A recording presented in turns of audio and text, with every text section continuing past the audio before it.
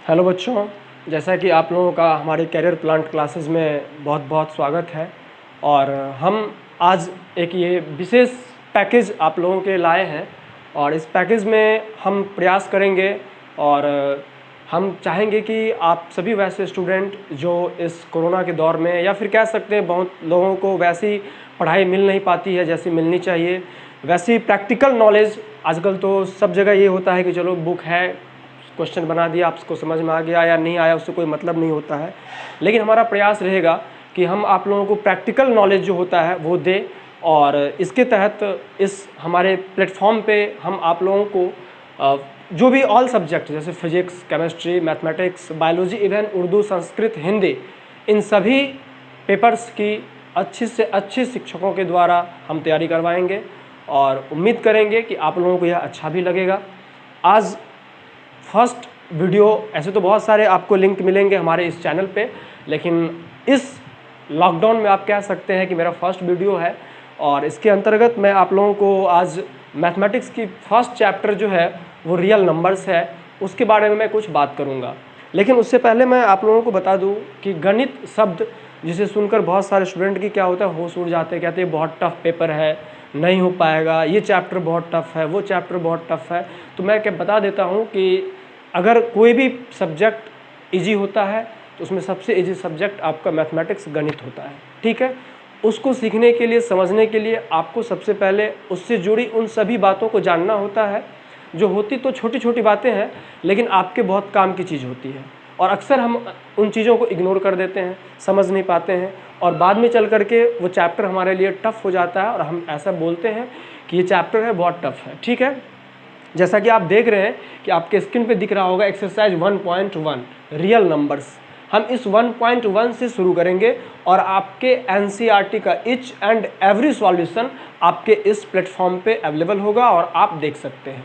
तो आप एकदम कंटिन्यूअसली पढ़ने के लिए और अच्छे से अच्छे स्कोर करने के लिए, अच्छी से अच्छी प्रैक्टिकल नॉलेज गेन करने के लिए आप हमारे इस चैनल को सब्सक्राइब कर लेंगे और अपने दोस्तों में भी शेयर कर देंगे। सिर्फ उन लोगों को शेयर करेंगे जिन्हें पढ़ने में रुचि हो, क्योंकि ऐसे तो मेरे सब्सक्राइबर की संख्या बढ़ेगी, लेकिन मेरा जो मकसद है कि हमारे इस पढ़ाई से बहुत बच्चों को लाभ पहुँचे, उनका पढ़ाई अच्छा हो, उनका पढ़ाई स्किल अच्छा हो, तो फिर ये मेरा मकसद पूरा नहीं होगा। और हम चाहेंगे कि आप लोग इसमें हमारा योगदान दें, मदद करें, जिससे कि हम डायरेक्ट यूट्यूब पे आप लोगों को लाइव पढ़ाई दे पाएंगे, ठीक है। और शुरू करते हैं आज ये 1.1 रियल नंबर्स। और रियल नंबर ऐसे तो देखिए हम पेपर कोई भी शुरू कर सकते थे, ट्रिगो शुरू कर सकते थे, कोऑर्डिनेट शुरू कर सकते थे, लेकिन हम इसलिए ये चैप्टर शुरू कर रहे हैं कि इस चैप्टर में कुछ क्वेश्चंस ऐसे हैं जो बच्चे भी छोड़ देते हैं और टीचर भी छोड़ देते हैं। उसका एकमात्र रीज़न है, बच्चे ये कह के छोड़ देते हैं कि ये बहुत टफ पेपर है, समझ में नहीं आती है, और टीचर ये कह के छोड़ देते हैं चलो ये बच्चों को समझ में नहीं आएगी। तो ये बातें पॉसिबल नहीं है कि अगर कोई ऐसा चीज़ बना हो जिसे हम समझने का प्रयास करेंगे, समझाने का प्रयास करेंगे और वो हमको समझ में नहीं आएगा। इसलिए हम यहाँ से शुरू किए हैं और एकदम सिलसिलेवार तरीके से 1.1, 1.2 इसी तरीके से हम आगे बढ़ते जाएंगे और एनसीईआरटी का मैथ तो ख़त्म करेंगे ही करेंगे। साथ ही साथ हमारा विशेष पैकेज होता है आपका आरडी शर्मा। इस मैथमेटिक्स से भी हम बहुत सारा क्वेश्चन कलेक्ट करके आप लोगों को बताएंगे और वो जो हमारा प्रत्येक चैप्टर का एक चैप्टर होगा स्पेशल आपके लिए, ब्रेन वॉश चैप्टर, उसमें हम ऐसे ऐसे क्वेश्चन कलेक्ट करके आप लोगों को देंगे, ऐसे ऐसे क्वेश्चन से आप लोगों को हम रूबरू करवाएंगे जिससे कि आपका ब्रेन वॉश तो होगा ही होगा, साथ में साथ हम उस चैप्टर को भी पूरे तरीके से धो देंगे, ठीक है। तो इसी प्रयास में हम लोग चलते हैं रियल नंबर्स, जिसका हिंदी रूपांतरण आप लोग जानते होंगे वास्तविक संख्या, ठीक है। एक चीज़ मैं और कहना चाहूँगा कि अगर इंग्लिश मीडियम के बच्चे अगर हमसे जुड़े हुए हों तो आप भी इसे सब्सक्राइब कर सकते हैं, इसलिए कि जब मैं इन चीज़ों को पढ़ाऊँगा सिर्फ फ़र्क इतना होगा कि क्वेश्चन आपका इंग्लिश में होगा ना कि हिंदी में, सॉरी आपका क्वेश्चन जो होगा वो हिंदी में होगा ना कि इंग्लिश में होगा। तो वो चीज़ आप देख सकते हैं क्योंकि एनसीईआरटी का जो बुक है मैथमेटिक्स का उसमें सिर्फ इतना ही फ़र्क है कि वो इंग्लिश वर्जन है और ये आपका हिंदी वर्जन है, बाकी कोई एक भी ज़्यादा क्वेश्चन उसमें नहीं है और ना ही इसमें है। तो आप लोग भी इसे फॉलो करेंगे और मैं उन सभी शब्दों का इंग्लिश मीनिंग लिख दिया करूँगा, जिससे कि आपको भी कोई दिक्कत नहीं होगा। ठीक है, तो हम लोग आज इस क्रम में रियल नंबर वास्तविक संख्या से रूबरू होंगे, लेकिन उससे पहले हम लोग जानते हैं कि संख्या किसे कहते हैं। 6-7 से पढ़ते आ रहे हैं। सम संख्या क्या है, विषम संख्या क्या है, अभाज्य संख्या, भाज्य संख्या, रूट संख्या, यौगिक संख्या, है ना, प्राकृत संख्या, परिमेय संख्या, अपरिमेय संख्या, इन सब चीज़ों के बारे में हम जानते आए हैं। ठीक है, लेकिन आज हम इस चैप्टर में जो हम बात करेंगे वो दो संख्या मेनली, वो हमारा है अभाज्य संख्या, जिसको हम लोग बोलते हैं प्राइम नंबर। ठीक है, और दूसरा होता है हमारा भाज्य संख्या, जिसको बोलते हैं हम लोग कंपोजिट नंबर। ठीक है, अब देखिए अभाज्य संख्या क्या होती है कि इन संख्याओं का एक और इसके खुद के अलावा, जैसे हम बोल दें कि 7, क्या बोल दें 7, यानी 7 का एक और इसके अलावा कोई दूसरा फैक्टर नहीं होता है, कोई दूसरा गुणनखंड नहीं होता है, तो ये कहलाएगा अभाज्य संख्या। या हम दूसरे शब्दों में कहें तो इन संख्याओं में किसी दूसरे संख्या से भाग नहीं लगती है, ये डिविजिबल किसी दूसरे संख्या से नहीं होती है, इसलिए ये हो जाता है आपका प्राइम नंबर। अगर मैं बात करूँ कंपोजिट नंबर की, तो जैसे हो गया 32।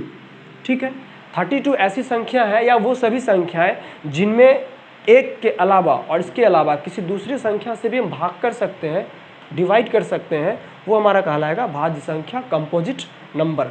तो ये जो कंपोजिट नंबर होता है ना, ये ग्रुप ऑफ प्राइम नंबर, ये प्राइम नंबर का ग्रुप होता है, यानी अभाज्य संख्या का समूह होता है। जैसे अगर आप 32 का फैक्टराइजेशन कीजिएगा, गुणनखंड कीजिएगा, तो आपका आ जाएगा, ये आ जाएगा।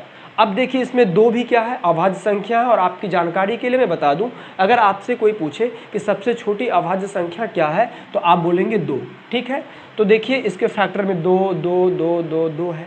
जैसे अगर मैं बोल दूं 12, इसका क्या आएगा 2 × 2 × 3, तो इसमें कितने प्राइम नंबर हो गए, सॉरी कंपोजिट नंबर, इसमें 12 के कितने प्राइम नंबर हो गए, 3, 2 2 और 3, ये 3 प्राइम नंबर से बना हुआ है। तो आप कह सकते हैं जितने भी कंपोजिट नंबर होते हैं, जितने भी भाज्य संख्या होते हैं, ये ग्रुप ऑफ प्राइम नंबर यानी अभाज्य संख्याओं का समूह होता है गुणनखंड के रूप में। किसके रूप में, गुणनखंड के रूप में। ठीक है, ये बात हमें पता भी थी, लेकिन हम कुछ ऐसी बातों से आप लोगों को रूबरू करवाएंगे जो आपको पता तो है, लेकिन आप उसका इस्तेमाल करते नहीं हैं। चलिए, अब देखिए आप लोग बचपन से पढ़ते आ रहे हैं डिविजिबल, है ना, भाग करते आए हैं, भाग का नियम जानते हैं, एकदम 3-4 क्लासेस में हम समझ जाते हैं ये ऐसा होता है वैसा होता है, लेकिन सब का कुछ ना कुछ प्रॉपर्टीज होता है। जैसे मैं आपके सामने 3 एग्जाम्पल रखूँगा। फॉर एग्जाम्पल मैं जैसे 25 में डिवाइड करता हूँ 8 से। ठीक है, जैसे मैं कर दूँ 8 से 24 में। ठीक है, फिर मैं 8 से ही कर देता हूँ 28 में। ठीक है ना, तो अब आप क्या देख रहे हैं, इसमें कितना टाइम्स में लगाएंगे आप, 24 टाइम्स में आपका रिमाइंडर 1 बच जाएगा। अगर आप 8 से इसमें देते हैं 3 टाइम्स में, 24 रिमाइंडर आपका क्या हो जाएगा, 0 हो जाएगा। अगर आप 28 में देते हैं, सॉरी 8 3 जा 24 आ जाएगा, आपका रिमाइंडर 4 हो जाएगा। ठीक है, तो सडनली ऐसा ही हम एक फॉर्म तैयार करते हैं। अगर हम b से a में डिवाइड करें तो कितना टाइम, मतलब क्वोशेंट भागफल बोलते हैं, तो यहाँ पे कुछ ना कुछ तो आएगा। ठीक है, और कुछ हमारा रिमाइंडर भी बच जाएगा। हम मान लेते हैं रिमाइंडर r बचेगा। तो अगर आप इस तीनों केस से अगर आप कंक्लूजन निकालते हैं, आप निष्कर्ष निकालते हैं, तो आपको पता चल रहा होगा कि ये क्या है b, ये क्या है a, ये क्या है q, ये क्या है r। ठीक है, तो आप क्या देख रहे हैं कि पहले हम r पे विचार करते हैं। आप r इसमें देख रहे हैं कितना है, 1 है। इसमें r कितना है, देख रहे हैं 0 है। इसमें r कितना है, आप देख रहे हैं 4 है। मतलब r जो है 0 के बराबर है या 0 से बड़ा है, ये 0 से कभी छोटा नहीं होगा। ठीक है, तो आप लिख सकते हैं कि r ग्रेटर देन 0 और इक्वल टू 0, ये सिंबल है आपका। r ग्रेटर देन 0 और r इक्वल टू 0 या अपोजिट सेंस में 0 लेस देन आर या लेस देन आर या इक्वल टू 0, ठीक है ना। 0 जो है लेस देन आर या इक्वल टू आर हो जाता है, तो यही होता है। तो आपने आर का केस तो समझ लिया। अब मैं जैसे यहाँ पे बोल दूँ कि जैसे आप लोग समझते थे कि भाज्य बराबर क्या होता है बताइए, भाग ए बराबर, इसका हम लोग क्या करते हैं, मल्टीप्लाई कर देते हैं और प्लस रिमाइंडर ऐड कर देते हैं, तो हमारा निकल जाता है ये। इसको बोलते हैं भाज्य, ये होता है भाजक, ये होता है भागफल और ये होता है हमारा शेषफल, ठीक है। तो अगर मैं बोल दूं कि भाज्य बराबर क्या होता है, तो भाजक गुना भागफल प्लस शेषफल, ठीक है।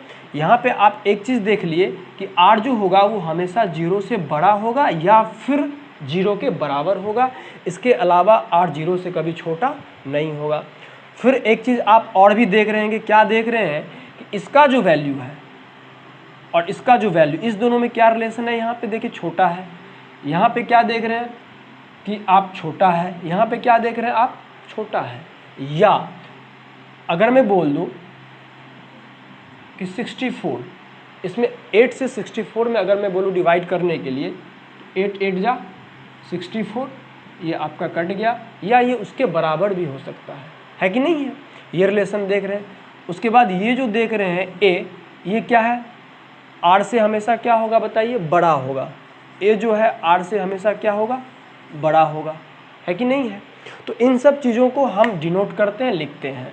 तो बहुत छोटी सी बातें हैं, इसी पे क्वेश्चन आपका बनेगा और इसी पे ये सारा एक्सरसाइज डिपेंड कर रहा है।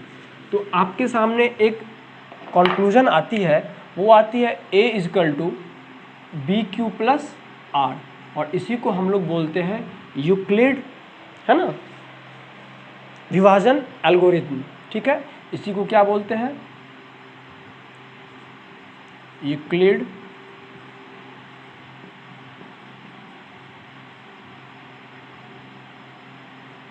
विभाजन, क्या बोलते हैं इसको, यूक्लिड विभाजन। अब इसमें हमको ये देखना है, मान लीजिए हम ऐसा बोलते हैं कि ए कोई धनात्मक पूर्णांक है, हमें नहीं पता है ए क्या है, ए कोई धनात्मक पूर्णांक है, तो बी क्या हो सकता है। अब गौर से देखिए, फिर से मैं आपको फ्लैशबैक में ले चलता हूँ। मैं आपको 8 से बोल रहा हूँ बाबू कि 64 में डिवाइड कीजिए। आपको पता क्या है कि ये बी है, आपको पता है ना, ये बी है, और ये आपका क्या है, ये आपका ए है, यहाँ पे क्यू और यहाँ पे आर होगा, ठीक है।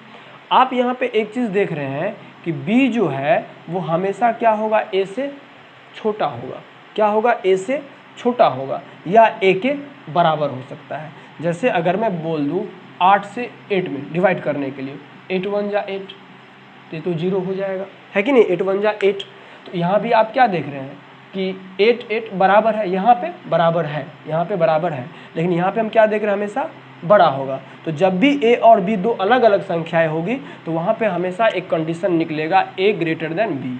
क्या निकलेगा, ए ग्रेटर देन बी, यानी इससे, ये इसको क्या बोलते हैं, भाज्य, वो हमेशा किससे बड़ा होगा, भाजक से बड़ा होगा, या दूसरे शब्दों में कह सकते हैं भाजक भाज्य से छोटा होगा, ठीक है, सिंपल है।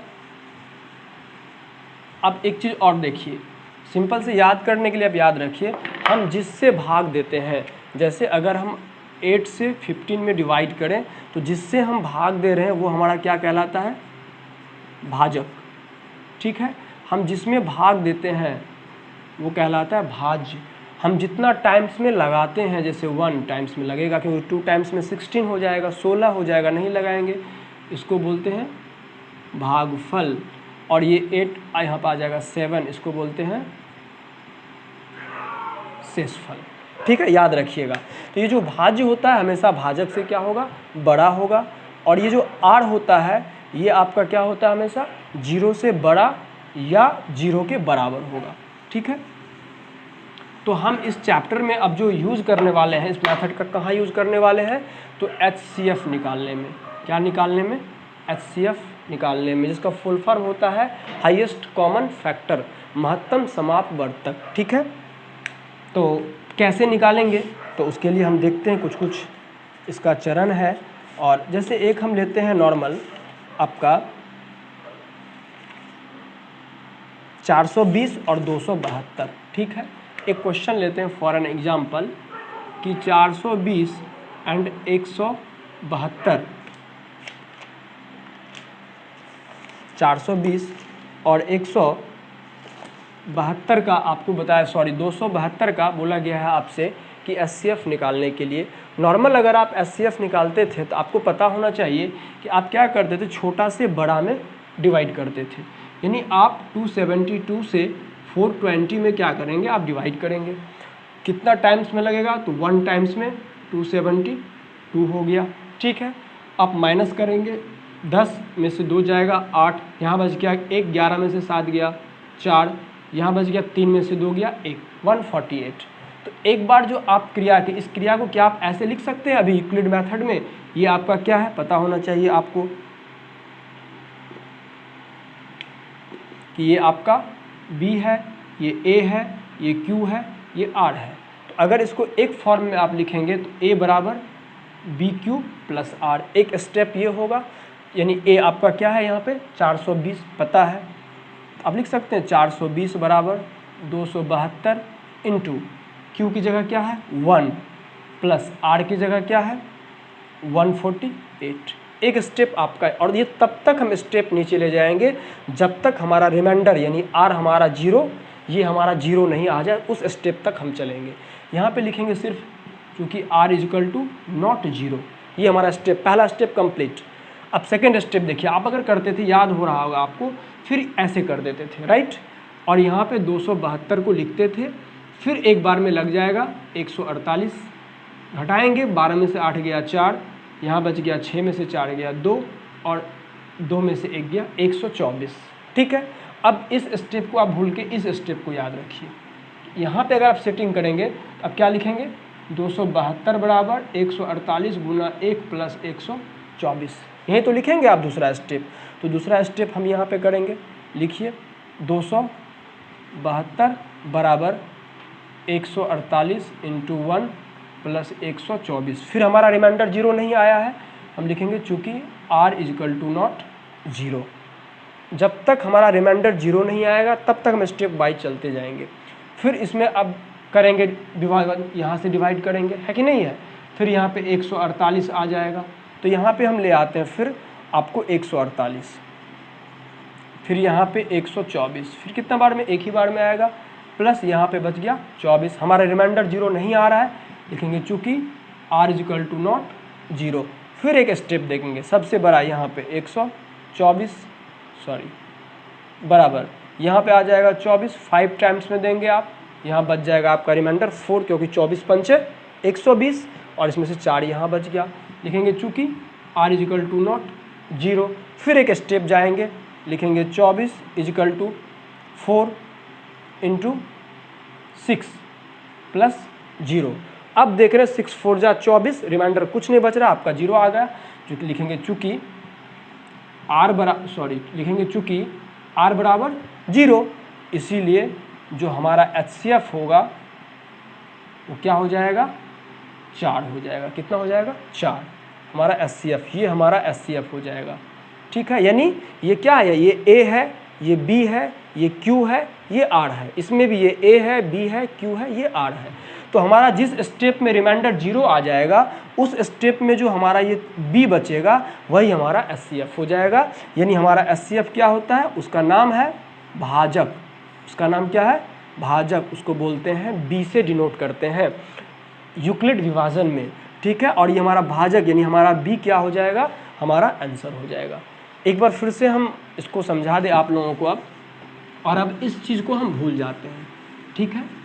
हम याद रखते हैं A बराबर BQ प्लस R को हम याद रखते हैं। अब ध्यान दीजिए, सबसे पहला काम हम क्या करेंगे, 2 संख्याओं का हमें निकालना है, 3 हो, 4 हो, 5 हो, कुछ भी हो, लेकिन फर्स्ट टाइम में हम 2 संख्याओं को कंसीडर करेंगे। अभी हमारे पास सिर्फ 2 ही है, 420 है और 272 है। तो इसमें हम बड़ा वाले को A मान लेंगे, बड़ा वाले को A और छोटा वाले को B।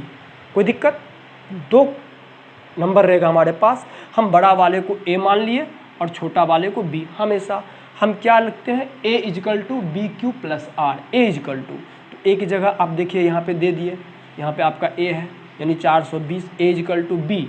बी आप चूँकि इसको माने हैं बी, और क्यू, क्यू यहाँ पे क्या है 1, इसलिए कि 272 को हम कितना बार में लगा सकते हैं 420 में, एक ही बार में, तो वो आपका क्यू हो जाएगा। तो 272 और 1 कितना हो गया 272 ही होगा। और इसको जब 420 में घटाएंगे तो जो हमारा यहाँ पे बच जाएगा वो हमारा क्या हो जाएगा, आपका रिमाइंडर बच जाएगा। अरे मेरी बात समझ में, ये एक स्टेप आपने कंप्लीट कर लिया। फिर दूसरे स्टेप में जब आएंगे तो इसका बी जो है वो ए बन जाएगा। समझिए फिर से, इसका जो पहले वाले यानी पिछले वाले स्टेप का जो बी है वो नेक्स्ट स्टेप का ए बन जाएगा। ठीक है, तो आपने ए यहाँ पे बना लिया 272, और जो ये आर है पिछले स्टेप का वो अगले स्टेप में क्या बन जाएगा, बी बन जाएगा। बस इतना ही काम है, आपने ए ले आया और बी का पता कर लिया। तो 148 272 कितना बार में लगेगा, एक बार में 148। फिर आप घटाएंगे तो 124 जो आपका रिमाइंडर होगा। अब इसी तरह हम तीसरे स्टेप में जब बढ़ेंगे तो फिर आपका बी इसमें 148 है, दिख रहा है क्योंकि ए बी क्यू आर, तो बी जो है आपका यहाँ पे आ गया, ए बन गया 148, इसका आर था 124, क्या बन गया, बी बन गया। अब देखेंगे कितना बार में लगेगा, फिर एक बार में, तो आपका Q1 हो गया, गुना करके घटाएंगे 148 में 124, तो फिर आपका 24 रिमाइंडर बच गया। फिर नेक्स्ट स्टेप जाएंगे तो आपका बी यहाँ पे क्या है 124, हमने इसको ए बना दिया, और इसमें आर क्या था 24, हमने इसको बी बना दिया। फिर लगाएंगे कितना बार में लगेगा, 5 बार में, 24 पंचे 120, घटा दिए, फिर 4 रिमाइंडर आ गया। फिर एक स्टेप जाना होगा, तो इस बार 24 यानी बी आपका फिर ए बन गया, और यहाँ पे 4 जो आर है वो बी बन गया। कितना बार में करेंगे, तो 4 1 जा 4, 4 2 जा 8, 4 3 जा 12, 4 4 जा 16, 4 5 जा 20 और 4 6 जा 24। हमने काउंटिंग भी कर दिया, तो देखो 24 आ गया, यानी रिमाइंडर हमारा कुछ नहीं, 0 है। और जिस स्टेप में रिमाइंडर हमारा 0 बचेगा, लिखेंगे चूँकि r इक्वल टू 0, तो उसी स्टेप में हमारा जो b है, हमारा जो भाजक है, वो हमारा क्या हो जाएगा, HCF हो जाएगा। ठीक है, तो ऐसा ही था, आप लोग स्क्रीनशॉट भी ले सकते हैं इसका, या फ़ोटो खींचना, जो करना है कर सकते हैं। और इतना ही है, और ये 2 नंबर का क्वेश्चन आपके बोर्ड के एग्जाम में आना ही आना है। ठीक है, बढ़ते हैं आगे। चलिए, ये आप लोगों को समझ में आ गया होगा। अब हम लोग आगे चलते हैं और इसी पे क्वेश्चन बनाते हैं। देखिए एनसीईआरटी का क्वेश्चन है, और मैं एनसीईआरटी पूरा का पूरा कवर करूँगा, उसके लिए आप लोग टेंशन नहीं लीजिए। और इसके अलावा भी मैं आप लोगों को बहुत सारे पढ़ाऊँगा किताब, जैसे आर.डी. शर्मा हो गया, आर.एस. अग्रवाल हो गया, इन सब चीज़ों से पढ़ाऊँगा। तो आपने इसको देखा होगा, वीडियो को बार बार प्ले कीजिएगा, इसको फिर से पढ़िएगा, आपको कोई दिक्कत नहीं होगी, आसानी से समझ में आ जाएगी। ठीक है, और कोशिश कीजिएगा खुद से बनाने का। जब नहीं बने तो हमारा नंबर मैं आप लोगों को बता दूं,